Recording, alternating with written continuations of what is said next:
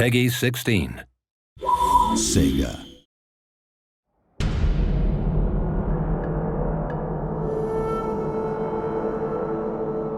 Ladies and gentlemen, boys and girls, welcome to another Total War Shogun 2 battle report.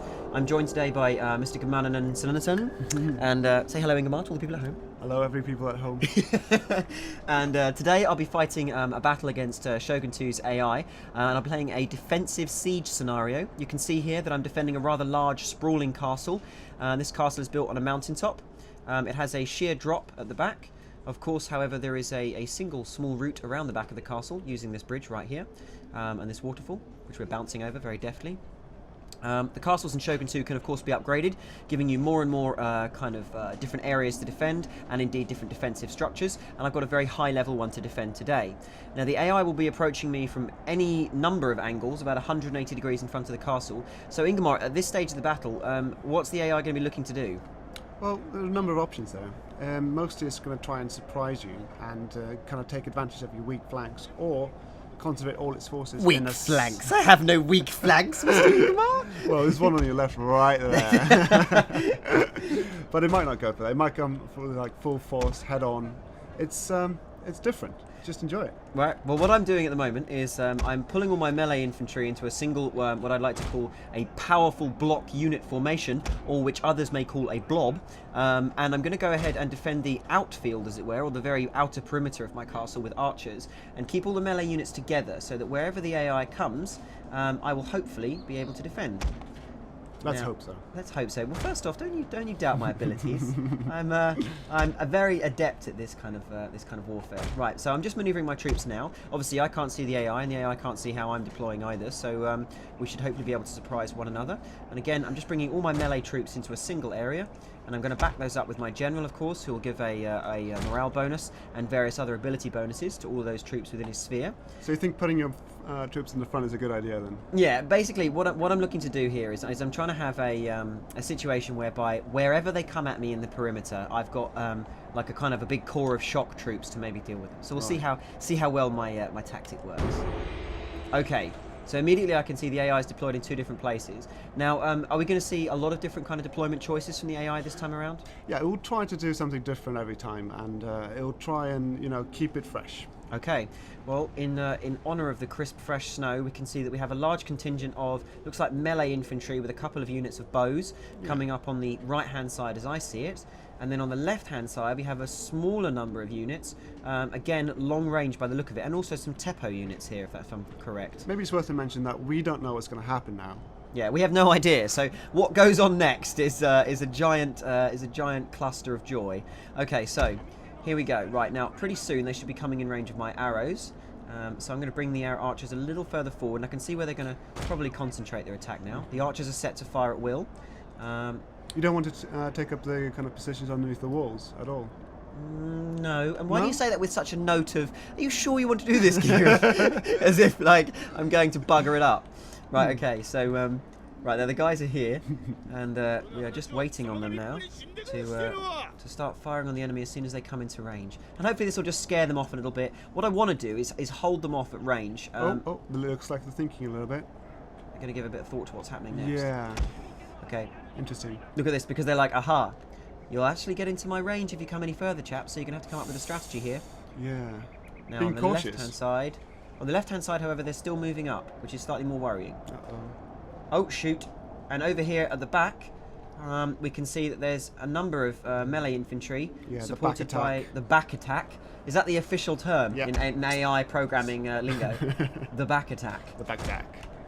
Right, okay. I'm, of course, led by the valiant Takeda Shinjin. See, they might not always come from that direction. They may well not, but now they have. So what I want to do is I want to serve them some casualties as they kind of march uphill, and see how the others are doing. Right, the others have held position.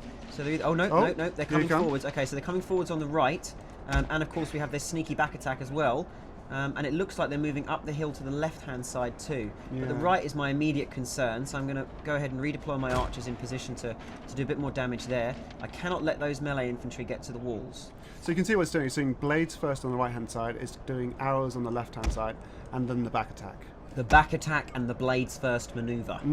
All of these, of course, ladies and gentlemen, technical terminology for war in the 16th century feudal period of Japan. From Sun Tzu himself. Sun Tzu himself said, do the back attack.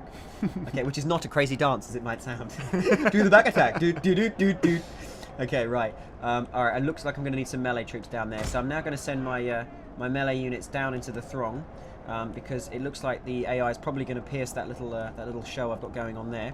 The next thing for me to do is to try and put the willies into the enemy, which of course is a British slang term for scaring them, not anything sexual. And I'm now going to go ahead and hit fire arrows. So hopefully this will do them some morale damage as well as slowing them down a little bit. Okay, so my melee troops are almost there. And which means it's now time for me to pull the archers back here and get them to leg it, and then commit the melee troops into the combat that the AI katana troops have just breached. Here we go, lads. Oh, and they've got another sneaky unit coming around here on the right as well. Okay, so the AI has actually moved another unit around onto the right-hand side and is climbing the wall there, flanking my melee force. But not to worry. Oh, you cowardly buggers. Okay, so you can see now that both of my archery units, I didn't pull them back fast enough, and now they're getting pounded. Right, so how does the AI kind of switch from an initial to a secondary stage strategy? What's it going to be looking to do, like in its kind of phase 2 attack now it's breached the walls? Well, obviously the blades come first over the walls because they're the best troops to engage with first in terms of morale and kind of melee combat. Secondly, you can see in the middle over there, they're supporting both attacks on the left and the right with its archers, and then it's coming on from the back attack and it's already gained control of that area. The back attack has gone horribly wrong for me here because the AI has managed to get that area very well. So I'm now going to have to pull my my archers here up to the top level of the palisade to try and defend that and abandon that front position that we're getting fired fire at. arrows. Fire arrows. Don't you worry about fire arrows. We've got fire. Don't worry about nothing. More importantly, however, I want to book these stupid idiots right here in the centre. Right, so I'm going to pick the enemy unit that's got the weakest morale, this one here with the red bar. I'm going to hopefully rout them by chucking them in. I'm going to also grab my general, if I can find him. Unfortunately, I believe he's been killed. Ah, my general's routing. Bugger. And now with my general rout, you'll see that the vast majority of my infantry also rout, having seen my general be killed by a stray arrow from the outfield. The powerful magical balloons that they wear on their back were no protection against very highly moving projectiles fired from string bows elsewhere. Apparently those balloons are historically accurate. The balloons are indeed accurate. Although you do think they kind of just say, hey, I'm a target, go for me. Right, so when your units rout in battle in a siege defensive scenario, they'll rout towards the keep, that's right, isn't it? Yeah. And they'll try, if they can reassemble, they'll reassemble at the keep. Yeah. Oh, this is looking bad for me. We can see now that even my my initial rush to get my archers to defend that wall that the AI has taken via the sneak back attack hasn't gone very well. And my archers are now getting very nastily cut to pieces in hand-to-hand combat.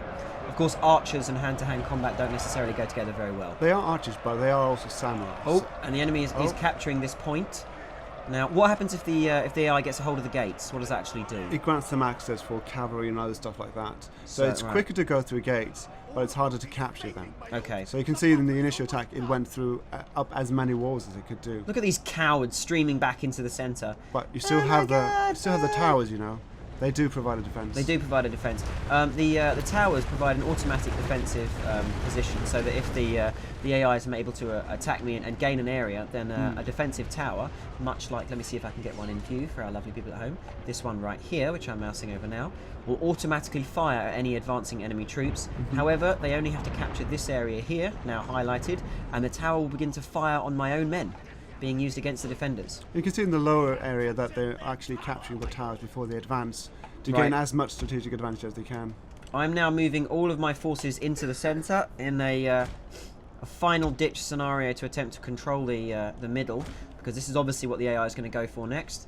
And their troops have, as you can see, made it to the walls and are now beginning to scale them. So we are going to have some serious trouble here. Now, this is where you mentioned if they capture gates, then of course they don't need to scale the walls, so they take a lot less casualties coming in. Does the AI prioritise things like attacking and capturing gates and things like that?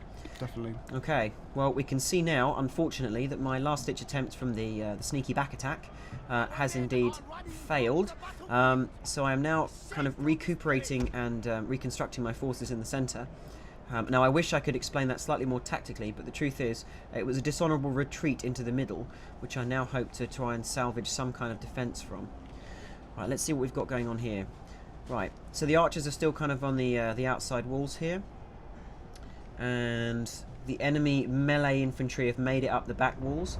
Now, can the archers themselves actually scale the walls? Or, they can, but there shouldn't be reason to do that until the melee troops have gained a foothold there. Okay, so it'll prioritise getting the melee troops over the wall first. Yeah, I mean, as a sensible player would do. It looks like I'm taking some seriously big firepower here. Something's literally scorching the earth in front of those guys. And because arrows go in a nice arc, you don't really have to be in the castle to do damage, like we see right there. Even though you're in the centre of the keep, they can keep on hurting you. Yeah, exactly. So the AI is actually getting quite a nice lot of volleys up into the centre of the keep here. Now, their accuracy is not going to be great, given that they're firing uphill. But still, they are doing me some damage, which does prompt me to perhaps retreat behind the keep itself. Literally, no, I'm not a coward. I'm a tactical mastermind. This is not cowardice, my friend. This is leadership personified. Dishonourable. Dishonourable, my buttock. Right, okay. My singular buttock. I don't even give prevalence to two. Okay. So you can see here now we have these chaps coming into the centre. Now I'm literally going to be defending to the last in the middle here.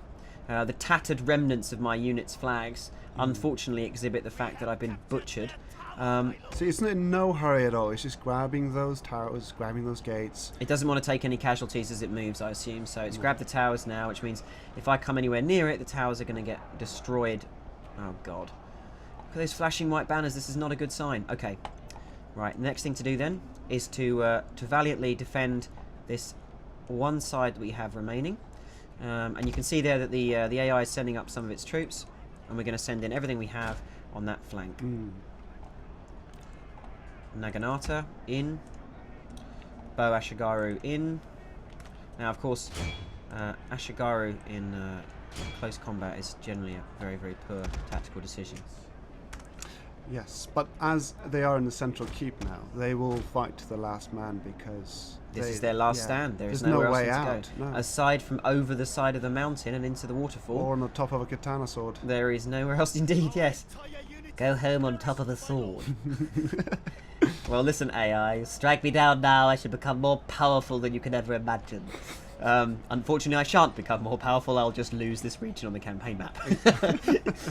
Okay, so right, let's get the AI on the back foot a little if I can by firing at him with some arrows. You can see here we've got the arrows going in, and again I'm going to switch to fire arrows, which of course are a special ability on a cooldown timer. And have those hopefully. There we go. We've started to rout the one AI unit coming in on the left, so I can at least score a minor victory there by good use of the Bo Ashigaru. Now let's have them fire onto these chaps here who don't yet own the gate. Oh, bugger! The first of the melee infantry from the other AI charges made it into the centre. And they're now scaling all of these walls, and here they come, ready to capture the middle. The time is right. The time is not right, the time is wrong. Okay, hang on. The time, according to getting my buttocks kicked. Right. Okay, the AI melee infantry on the left is now not much more of a threat. However, this large force moving in on the right is. I still need to keep what remains of my army behind the keep to stop them getting pounded by all those archers out the front, which are in a very handy position. But there is nothing remaining to do aside from stick everybody in melee mode and throw them in. This is what we call the last ditch. Here we go, lads. Look at these. How swift thy sword, peasant. Cut to pieces. My peasant Ashigaru here being destroyed by enemy Nodachi samurai. A Nodachi, for those who are not in the know. Nodachi, no doubt, is of course a two-handed, large, almost broadsword style weapon. Not a katana, but somewhat similar. And unfortunately, of course, the samurai outclass my own lowly Ashigaru units, meaning the likelihood of them winning this close hand-to-hand engagement is very small. So, does the AI take much notice of the kind of rock, paper, scissors relationship between units in this kind of encounter? Or does it just use whatever it's got to hand? I mean, obviously it tries to, but in a large castle like this, it's got, you know, it is the most sensible. Through the neck. Stabby in the face. It will try and Down he goes. prioritise forces into it, and then do the best matchup it can. Obviously, it wouldn't be a good idea to put the archers first. No, of course. Ooh, Oh, beautiful. terrible stabbing. Oh, and now we've got the timer up. This means that the AI are beginning to capture the keep. We can see there that the giant warning flag for me. So it's hold you off on one end. It's holding my forces, pinning them down, and then sending its infantry into the centre to actually raise its own flag. Down comes my beautiful Takeda banner, and up goes the terrible, horrible sight of a Hojo flag in the middle. You're not even going to live to see defeat. Hey, excuse me, okay? At least one man will drag his bloodied corpse to see their flag go up over my castle. Oh god, it's going wrong for me. 27 seconds, and the AI's utterly ruined me. I didn't even get to last the 27 seconds. Didn't even need his cavalry. Well, there you go, ladies and gentlemen. Of course, I intentionally showed you a defeat in this instance. Otherwise, I would definitely have embarrassed Ingmar and his Gudmundsson and AI techniques. But thank you all for joining us on this Shogun 2 battle report, and thank you, Ingmar. Thank you, Kid.